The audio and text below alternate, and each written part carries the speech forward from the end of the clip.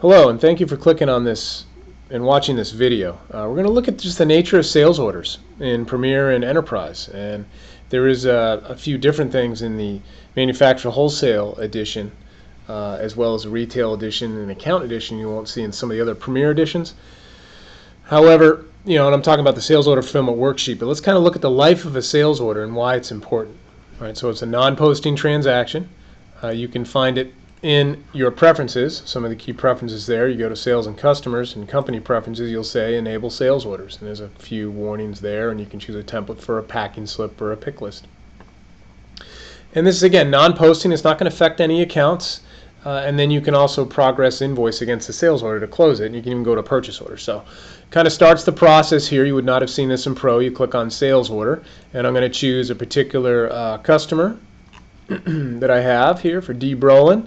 And I'm going to sell a few things. Now the things I'm actually going to sell I don't have in stock yet, right? So some inventory parts, a big unit that she's going to order. Notice I get the current availability, look, not enough quantity to sell. And also within the Premier and Enterprise, not in Pro, right? Pro would get that pop-up too, but the current availability, there's actually a little icon here you can click on, and it tells me I have nothing anywhere, not even out on purchase orders or reserved for assemblies or even on sales orders. So I got to do some ordering to get this unit in, and I'm also going to go ahead and bring in, she's buying a mid-size unit as well, or a small unit. Say a big unit and a small unit. And we're going to order just, maybe 2 of each. Okay, so that's my sales order for Don.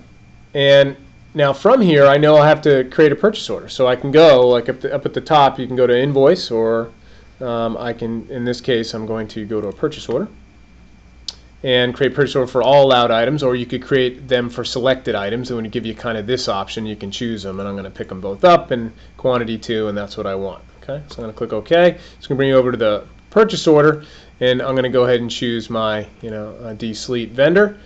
And this will just, again, non-posting as well. So I'm going to go ahead and save and close this. And I still have my sales order. Nothing's been invoiced yet. You can back order if you want, but I don't even have any quantity, so I'm not going to go there. And go back to the home page, and I'm actually just going to receive the inventory, in this case with a bill, and choose D-Sleet. I have open purchase orders exist. Check off the purchase order there. Going to bring them both in. Now this will increment my inventory for both the big and small units. Click Save and Close. Now if I go to my back to the sales order, now I can actually go and do the invoice as well. And I can create an invoice for all orders or selected orders or something like that. If you want to do selected orders, selected items, I can choose big and small unit. Show quantity available instead of quantity on hand if I want. The quantity you have available to promise versus what's on hand, you have that option as well. And I'm going to go ahead and click OK, and it's going to convert the sales order to an invoice. And then I go ahead and click Save and Close.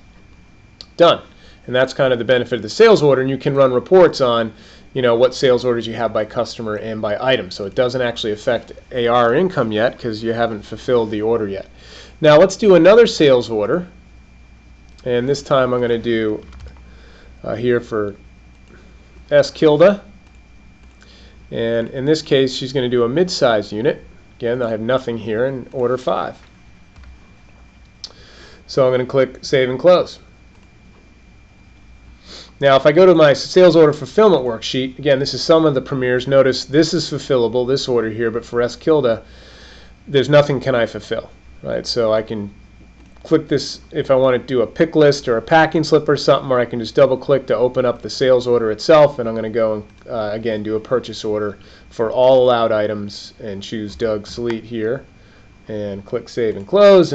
Or you write a check or enter a bill. This time maybe I'll just do an item receipt without a bill, choose Doug again, and then when I tab off open purchase orders exist, and now I can click Save and Close. I have the items to sell. Now if I go back to my sales order fulfillment worksheet, you'll see that I can actually fulfill the items there. And I have to refresh it. 1 second here. Okay. There we go. It's fulfillable now. So I can open the sales order and finally go ahead to invoice, and this time I'm going to invoice for all the orders. And click Save and Close. So that's the nature of sales orders in Premier and Enterprise.